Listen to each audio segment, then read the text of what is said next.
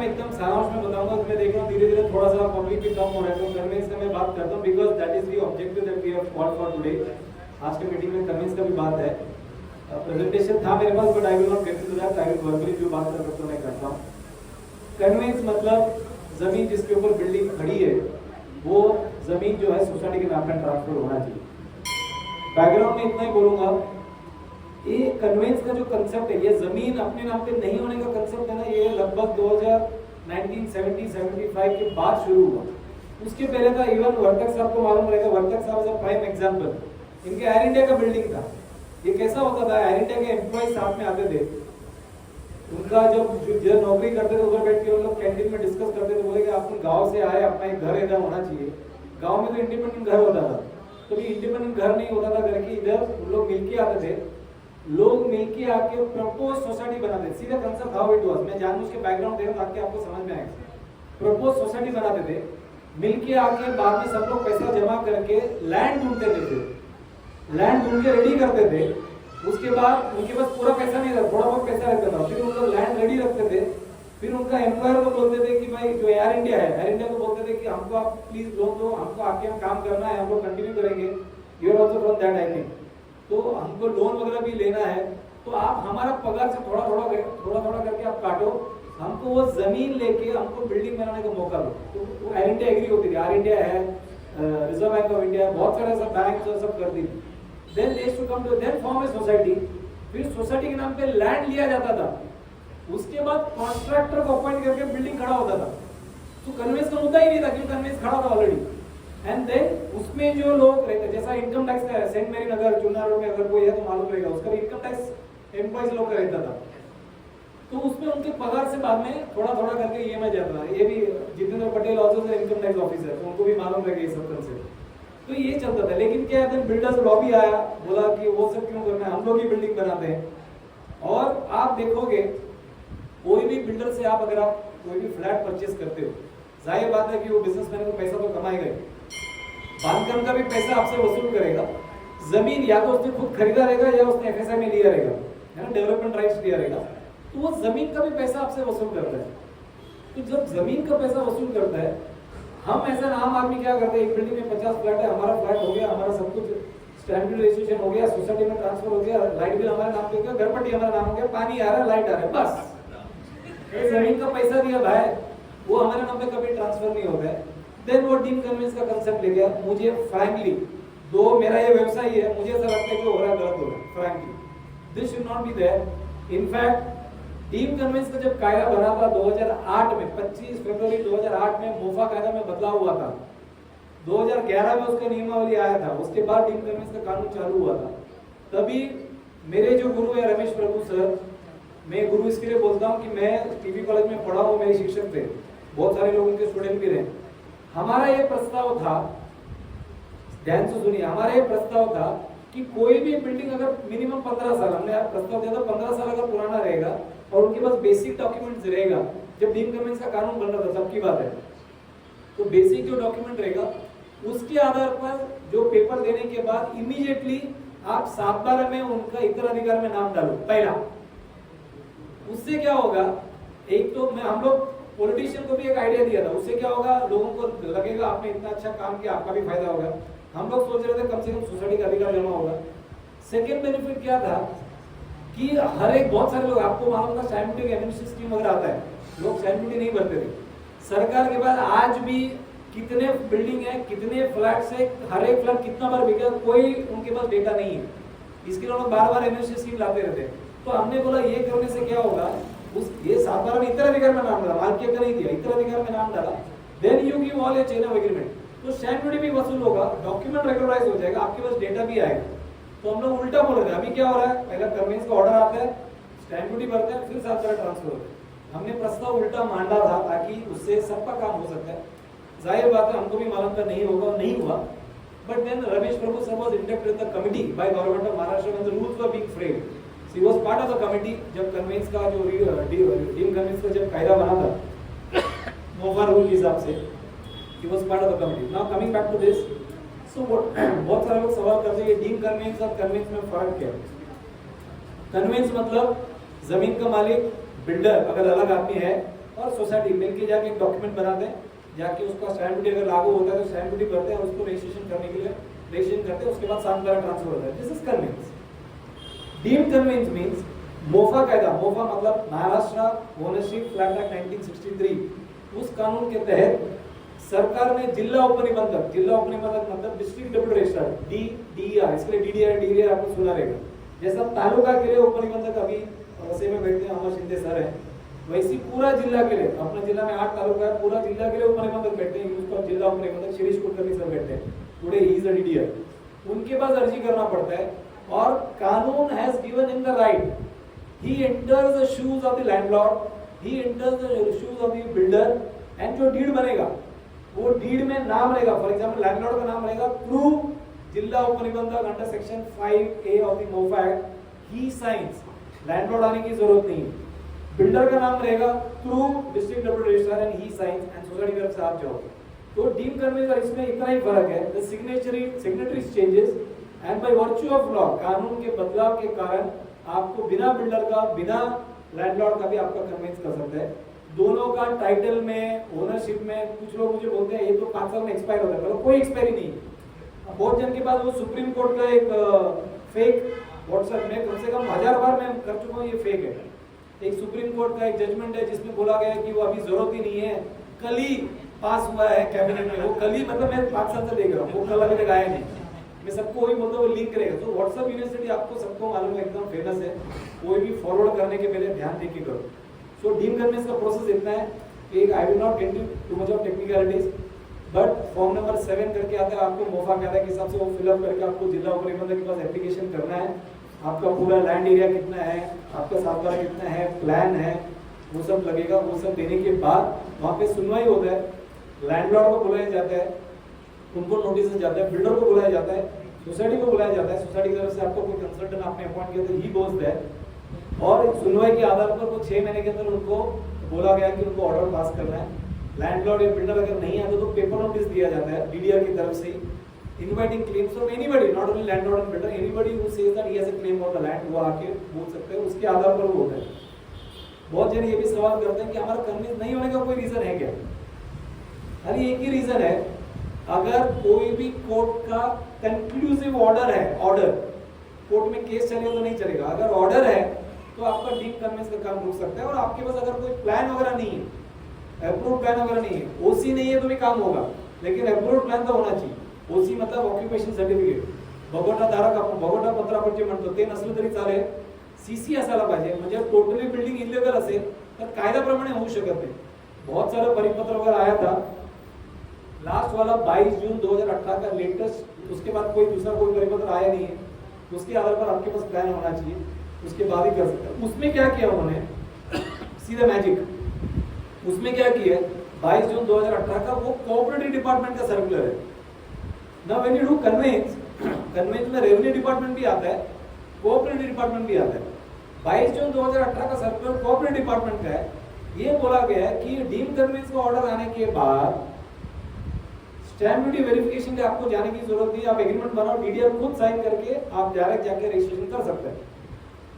अभी कोई भी प्रॉपर्टी जब ट्रांसफर होता है, जैसे मैंने बोला अगर फ्लैट लेंगे तो आपको मालूम है स्टैम्प रजिस्ट्रेशन करना ही है, कानून मालूम नहीं रहेगा, बट आपको किसी ने तो बोला रहेगा you have a basic knowledge that you have to do stamp registration. Similarly while doing conveyance, जमीन का जो आपके नाम पर ट्रांसफर करने के लिए उसमें भी स्टैम्प ड्यूटी लागू होता है।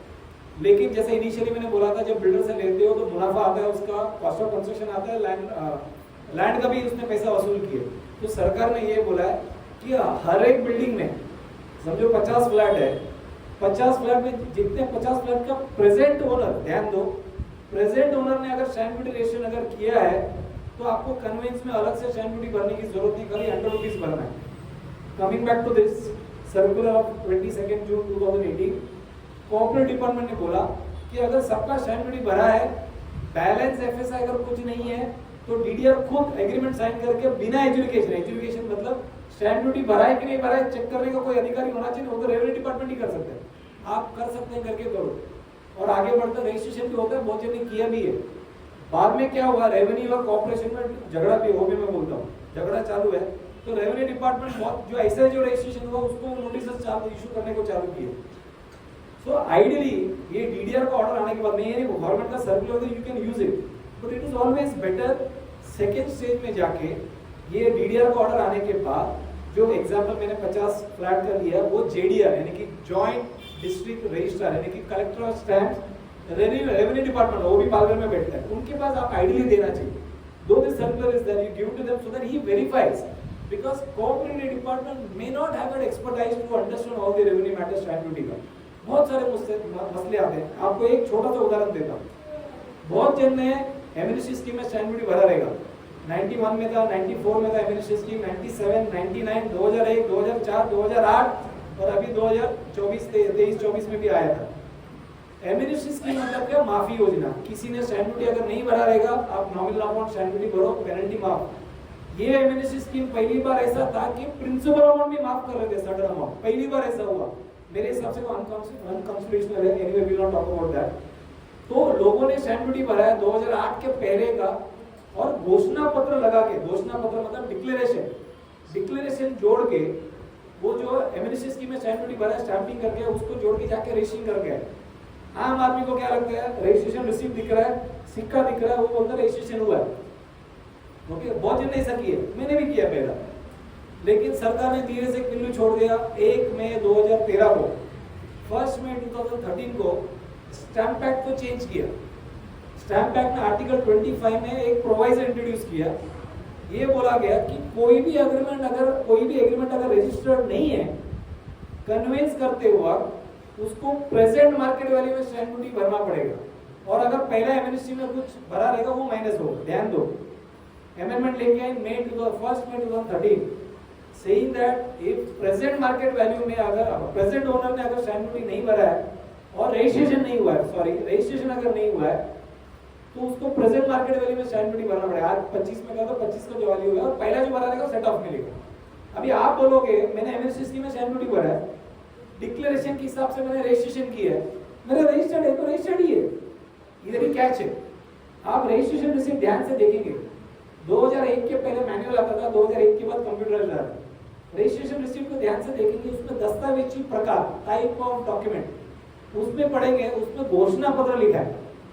ओके, घोषणा पत्र लिखा मतलब डिक्लेरेशन है. तो सरकार बोलती है आपने डिक्लेरेशन का रजिस्ट्रेशन किया, पीछे जो एग्रीमेंट जोड़ा हो तो खाली एनेक्सर है. शब्द यूज नहीं करना चाहिए, लेकिन बेवकूफ बना. तो मैंने बहस किया उसके ऊपर. मैं बोला बराबर है, आपने बोला एकदम कानून है, बताओ कि you are right. So technically the document is unregistered. तो घोषणा पत्र का नॉमिनी फी, रजिस्ट्रेशन फीस कितना था? 100 रुपया. लेकिन पैसा वसूल करते हुए अपना एग्रीमेंट के हिसाब से 1% लिया, वो गलत है. तो हाँ, वो तो गलत है, आप सरकार से लड़ो. So while doing the registration of that stamp duty paid agreement under MNC scheme, they say amendment होने के कारण it is taken as unregistered, but they are while charging 1%. They are not charge registration fees of declaration. They are foolish. They think we are foolish and we keep quiet, unfortunately. And now next question is what as a federation? We have also given representation to the government about this as a federation, but nothing has happened.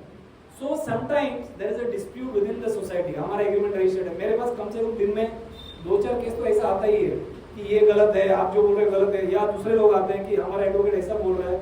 बहुत सारे advocate को ये भी technical मालूम नहीं रहता.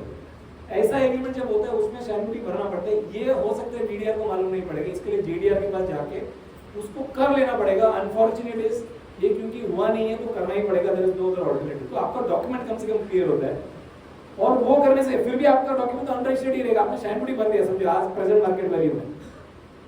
But the beauty of conveyance is once you do the registration of conveyance, जो so called unregistered document था बिकॉज ऑफ दैट अमेंडमेंट, आपने डिक्लेरेशन में किया, सो कॉल्ड रजिस्ट्रेशन किया, लेकिन टेक्निकल डिस्टेंस अनरजिस्टर्ड.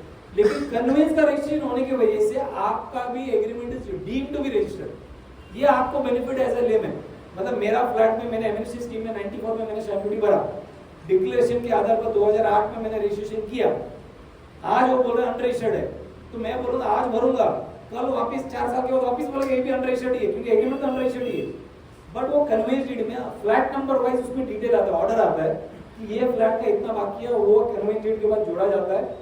और कन्वेंस डीड का रजिस्ट्रेशन होने की वजह से जो इंडिविजुअल ऐसे जो प्रॉब्लमेटिक जो है केसेस उसमें भी वो रिजॉल्व हो जाता है. अनसोल्ड का भी मुद्दा है, मैं जानबूझ के थोड़ा टेक्निकल बात कर रहा हूँ. अनसोल्ड कभी कभार फ्लैट बिका नहीं रहता, बिल्डर के पास ही पड़ा रहता है, तो उसमें अनसोल्ड के ऊपर स्टैंप ड्यूटी नहीं लगता है। बट जेडीआर बोलता है तो मेरे को प्रूफ लेके आओ कि अनसोल्ड है। प्रूफ क्या रहेगा? लाइट बिल या घर पट्टी बिल्डर के नाम पे होना चाहिए।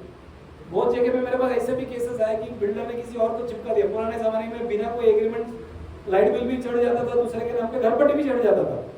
तो उसको हम लोग अलग अलग तरीके से रास्ता निकालता हूँ। मैं एमएससीबी से जाके मीटर है क्या नहीं है, तो मीटर नहीं है करके लिख के लेके आता हूँ, ताकि एक एक फ्लैट का आज की तारीख में 500 स्क्वायर फीट पकड़े तो 1.5-2 लाख 2-2 लाख रुपए आपका स्टैंप ड्यूटी है। हुज गोइंग टू पे दैट? तो ये भी मसला आता है। फिर डिस्प्यूट होता है, कोई जिद लेके बैठता मैं दूंगा ही नहीं, कोई अनअवेलेबल है, तो उसका भी अलग अलग तरीके है। We have to go to a search in the सबरेशन। तो कन्विंस करते हुए ये अड़चन आता है। ये अगर आप डीडीआर के थ्रू डायरेक्ट करेंगे तो he is not equipped, he is not that revenue savvy to understand this issues. तो इसके लिए मैं आग्रह करूंगा, though there is a circular of 22 June 2018 JDR के थ्रू करेंगे, क्योंकि बहुत सारे कंसल्टेंट करते हैं और उसके बाद क्या है, चेन ऑफ एग्रीमेंट में पकड़ा जाता है। डीम, मैंने क्या बोला था, डीम कन्विंस करते हो प्रेजेंट ओनर का अगर क्लियर होगा गाड़ी आगे बढ़ेगा। इसके मतलब पहले में आपने 100 रुपए का स्टैंप मारा, आपने मैंने इनसे लिया, डिसूजा से इन्होंने इनसे लिया, इन्होंने इनसे लिया, ये इससे लिया, 4 एग्रीमेंट हो गए एक फ्लैट का। मेरा एग्रीमेंट की मैं बात कर रहा हूं, अगर रजिस्टर्ड है तो आगे बढ़ेगा, लेकिन बाद में वो नोटिस जाएगा मेरे फ्लैट में अगर कोई भी अनरजिस्टर्ड रहेगा तो वो भी भरना पड़ेगा, वो तलवार तो लटक ही रहा है। तो वो जब तक जेडीआर के पास नहीं जाएगा आपका क्लियर नहीं होगा। ये सब बोल के मैं डरा नहीं रहा हूं, मैं इतना ही बोल रहा हूँ, ये प्रोसेस बराबर फॉलो करो, शॉर्टकट मत मारो। शॉर्टकट बहुत सारे लोग मारते हैं, मेरे पास भी कम से कम बहुत जन बोलते, अरे तुम्ही तर 1-1.5 वर्ष घेतात, हे लोक 6 महिन्यात मला करून देतात। म्हणजे ठीक आहे बाबा, मला जमत नाही, मी थोडासा कमी शिकलेला माणूस आहे, मी त्याप्रमाणेच करतो। तो डीडीआर का ऑर्डर आने के बाद जेडीआर के पास जाके एजुकेशन कराओ, उसके बाद रजिस्ट्रेशन कराओ, और रजिस्ट्रेशन होने के बाद 7/12 ट्रांसफर होता है।